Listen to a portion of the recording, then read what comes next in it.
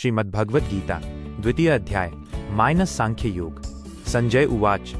उस प्रकार करुणा से व्याप्त और आंसुओं से भरे हुए व्याकुल नेत्रों वाले शोक करते हुए अर्जुन को देखकर मधुसूदन भगवान श्री कृष्ण ने ये वचन कहा।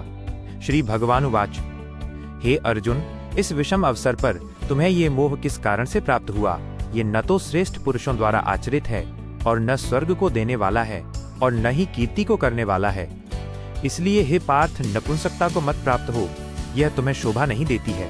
हे परंतप, शत्रुओं को दुख देने वाले हृदय की इस तुच्छ दुर्बलता को त्याग कर युद्ध के लिए खड़े हो जाओ। अर्जुन उवाच। हे मधुसूदन, मैं युद्ध में बाणों से किस प्रकार भीष्म और द्रोण के विरुद्ध लड़ूंगा, क्योंकि वे दोनों ही पूजनीय हैं। इसलिए इन महानुभाव गुरुजनों को न मारकर इस लोक में भिक्षा का अन्न भी खाना कल्याणकारक है, क्योंकि गुरुजनों को मारकर भी यहाँ के भोगों को भोगना तो खून से सने हुए भोगों के समान ही है। हम ये भी नहीं जानते कि हमारे लिए क्या श्रेष्ठ है, कि हम जीतें या वे हमें जीतें, क्योंकि जिनको मारकर हम जीना नहीं चाहते वे ही धृतराष्ट्र के पुत्र हमारे सामने युद्ध के लिए खड़े हैं। इसलिए मैं कायरता रूप दोष से, जिसका स्वभाव नष्ट हो गया है और जो धर्म के विषय में मोहित चित्त है, वो आपसे पूछता हूँ। जो निश्चय कल्याणकारक हो वो मेरे लिए कहिए। मैं आपका शिष्य हूँ, आपकी शरण में आया हूँ। क्योंकि पृथ्वी पर धन धान्य से युक्त निष्कंटक राज्य को और देवताओं के आधिपत्य को प्राप्त होकर भी मैं उस उपाय को नहीं देखता जो मेरी इंद्रियों को सुखाने वाले इस शोक को दूर कर सके। संजय उवाच। निद्रा को जीतने वाले अर्जुन इस प्रकार कहकर गोविंद भगवान श्री कृष्ण से बोले कि मैं युद्ध नहीं करूंगा, और चुप हो गए। हे भरतवंशी, तब दोनों सेनाओं के बीच शोक करते हुए उस अर्जुन को श्री कृष्ण ने हंसते हुए से ये वचन कहा। श्री भगवान उवाच। तुम न शोक करने योग्य मनुष्यों के लिए शोक करते हो और पंडितों जैसे वचन बोलते हो। ज्ञानी जन न तो मरे हुओं के लिए और न ही जीतों के लिए शोक करते हैं। न तो ऐसा ही है कि मैं किसी काल में नहीं था या तुम नहीं थे, अथवा ये राजा लोग नहीं थे, और न ही ऐसा है कि इससे आगे हम सब नहीं रहेंगे। जैसे जीवात्मा की इस देह में बाल्य, युवा और वृद्धावस्था होती है, वैसे ही अन्य शरीर की प्राप्ति होती है। उस विषय में धीर पुरुष मोहित नहीं होता है। हे कुंती पुत्र, इंद्रियों और विषयों के संयोग से सुख दुख को देने वाले जो शीत उष्ण और सुख दुख हैं, वे तो अनित्य हैं और आने जाने वाले हैं। इसलिए हे भरतवंश श्रेष्ठ, तुम उनको सहन करो, क्योंकि हे पुरुष श्रेष्ठ, जो पुरुष दुख सुख को समान समझने वाला है और जिसको ये इंद्रियों के विषय व्याकुल नहीं करते हैं, वह मोक्ष के योग्य हो जाता है। असत वस्तु की तो सत्ता नहीं है और सत वस्तु का अभाव नहीं है। तत्व को जानने वाले विद्वानों ने इन दोनों का ही तत्व देखा है। तुम उस आत्मा को अविनाशी जानो जिससे ये संपूर्ण जगत व्याप्त है। इस अविनाशी का विनाश करने में कोई भी समर्थ नहीं है। यह शरीर तो नाशवान है, परंतु इस देही आत्मा के नित्य, अविनाशी और अप्रमेय, माप से परे स्वरूप को जानने वाले तुम युद्ध करो। जो इस आत्मा को मारने वाला समझता है तथा जो इसको मरा हुआ मानता है, वे दोनों ही नहीं जानते, क्योंकि ये आत्मा न तो किसी को मारता है और न ही किसी के द्वारा मारा जाता है। यह आत्मा किसी काल में भी न तो जन्म लेता है और न मरता है, तथा न यह उत्पन्न होकर फिर होने वाला ही है। यह आत्मा अजन्मा, नित्य, शाश्वत और पुराना है।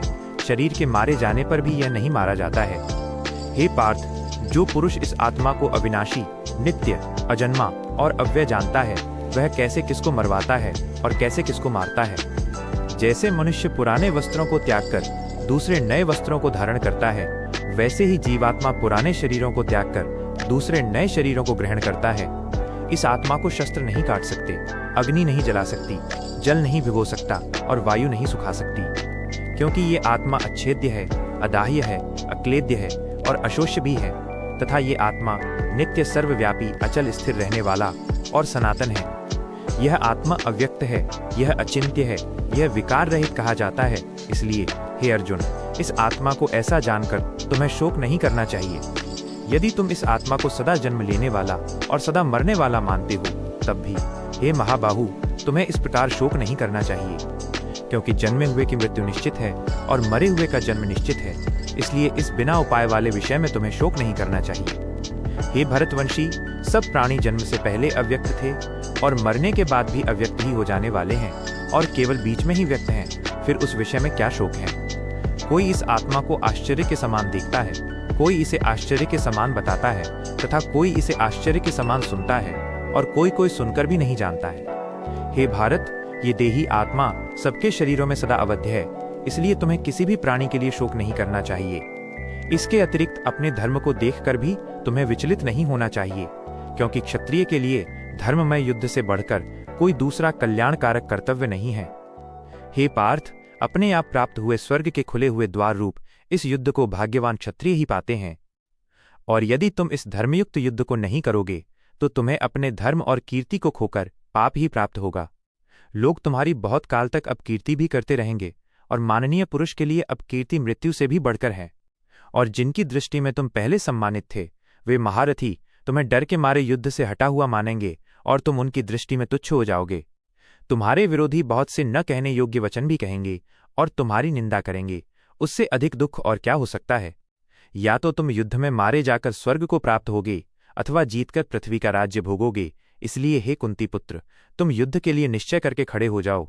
सुख और दुख, लाभ और हानि तथा जय और पराजय को समान करके उसके बाद युद्ध के लिए युद्ध करो। इस प्रकार युद्ध करने से तुम पाप को नहीं प्राप्त होगे। यह बुद्धि योग तुम्हारे लिए ज्ञान योग के विषय में कही गई है। अब तुम इसको कर्मयोग के विषय में सुनो, जिस बुद्धि से युक्त होकर तुम कर्मों के बंधन को भली भांति त्याग दोगे। इस कर्मयोग में आरंभ का नाश नहीं है और न कोई विपरीत फल ही होता है। इस कर्मयोग का थोड़ा सा भी साधन जन्म मरण रूप महान भय से रक्षा कर लेता है। हे अर्जुन, इस मार्ग में निश्चयात्मिका बुद्धि एक ही होती है और अस्थिर बुद्धि वाले मनुष्यों की बुद्धि बहुत भेदों वाली और अनंत होती है। जो अविवेक वाले मनुष्य स्वर्ग की कामना से या भोगों की कामना से वेदों के अर्थ को पढ़कर उन्हीं भोगों और ऐश्वर्य की सिद्धि को देने वाली तथा कर्मफल की क्रियाओं को ही बताने वाली मोह रूप बातें कहा करते हैं, वे भोगों में और ऐश्वर्य में आसक्त उन मनुष्यों के चित्त को हर लेते हैं। उन भोगों और ऐश्वर्य में आसक्त बुद्धि वाले मनुष्यों में निश्चयात्मिका बुद्धि नहीं होती है। हे अर्जुन, वेद तीनों गुणों के कार्य रूप भोगों और उनके साधनों को ही बताने वाले हैं। तुम त्रैगुण्य से रहित हो जाओ, तुम सदा नित्य वस्तु में स्थित हो जाओ, तुम योगक्षेम से रहित हो जाओ और आत्मप्रायण हो जाओ। सब ओर से भरे हुए जलाशय के प्राप्त होने पर छोटे जलाशय में मनुष्य का जितना प्रयोजन रहता है, उतना ही प्रयोजन सब वेदों को जानने वाले का आत्म तत्व को जानने में होता है। कर्म करने में ही तुम्हारा अधिकार है, फल में कभी नहीं। इसलिए तुम कर्मों के फल के हेतु मत बनो और कर्म न करने में भी तुम्हारी आसक्ति न हो। हे धनंजय, तुम सिद्धि और असिद्धि में सम होकर योग में स्थित होकर कर्मों को करो, यह समत्व ही योग कहलाता है। हे धनंजय, इस समत्व रूप बुद्धियोग से कर्म अति तुच्छ हैं, इसलिए तुम उस बुद्धि का आश्रय लो। जो मनुष्य फल के हेतु बनते हैं वे अति दीन हैं। बुद्धियोग से युक्त पुरुष पुण्य और पाप दोनों को इस लोक में त्याग देता है, इसलिए तुम योग में लगो। यह योग कर्मों में कुशलता है, क्योंकि बुद्धियोग से युक्त ज्ञानी जन कर्मों से उत्पन्न हुए फल को त्याग कर जन्म बंधन से छूट जाते हैं और विकार रहित परम पद को प्राप्त होते हैं। जब तुम्हारी बुद्धि मोह रूप दलदल को अच्छी तरह पार कर जाएगी, तब तुम सुने हुए और सुनने में आने वाले सभी विषयों से वैराग्य को प्राप्त हो जाओगे।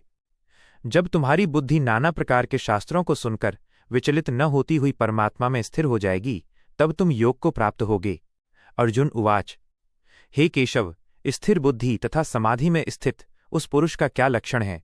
वह स्थिर बुद्धि पुरुष कैसे बोलता है, कैसे बैठता है और कैसे चलता है? श्री भगवान उवाच, हे पार्थ, जिस समय ये पुरुष मन में स्थित सभी कामनाओं को पूर्ण रूप से त्याग देता है और आत्मा में ही आत्मा से संतुष्ट रहता है, उस समय वह स्थिर प्रज्ञ कहा जाता है। दुखों के प्राप्त होने पर जिसका मन उद्विग्न नहीं होता है और सुखों के प्राप्त होने पर जिसकी तृष्णा नहीं होती है तथा जिसके राग भय और क्रोध नष्ट हो गए हैं, वह स्थिर बुद्धिमुनि कहा जाता है। जो पुरुष सब ओर से स्नेह रहित है और जो शुभ या अशुभ को प्राप्त करके न प्रसन्न होता है और न द्वेष करता है, उसकी बुद्धि स्थिर है। और यह पुरुष जब सब ओर से इंद्रियों को इंद्रियों के विषयों से हटा लेता है, जैसे कछुआ अपने अंगों को सिकोड़ लेता है, तब उसकी बुद्धि स्थिर होती है। विषयों से विरक्त पुरुष के भी केवल विषय तो निवृत्त हो जाते हैं, परंतु उनमें राग बना रहता है।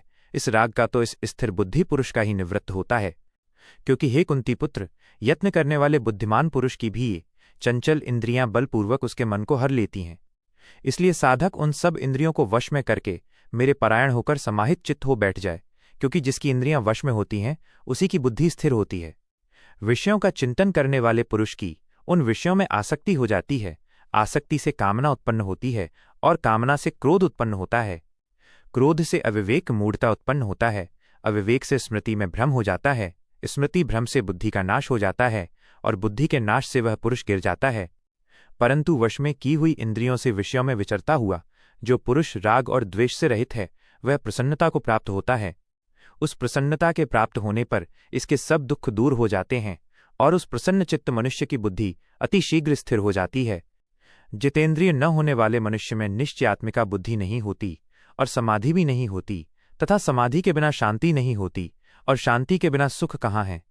क्योंकि विषयों में विचरने वाली इंद्रियों में से जिस इंद्रिय के साथ मन रहता है वह इंद्रिय एक ही उसकी बुद्धि को वैसे ही हर लेती है जैसे जल में चलने वाली नाव को वायु हर लेती है।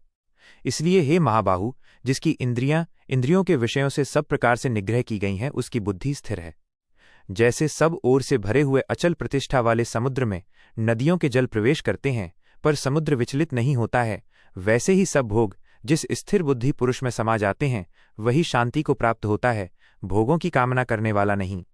जो मनुष्य सभी कामनाओं को त्याग कर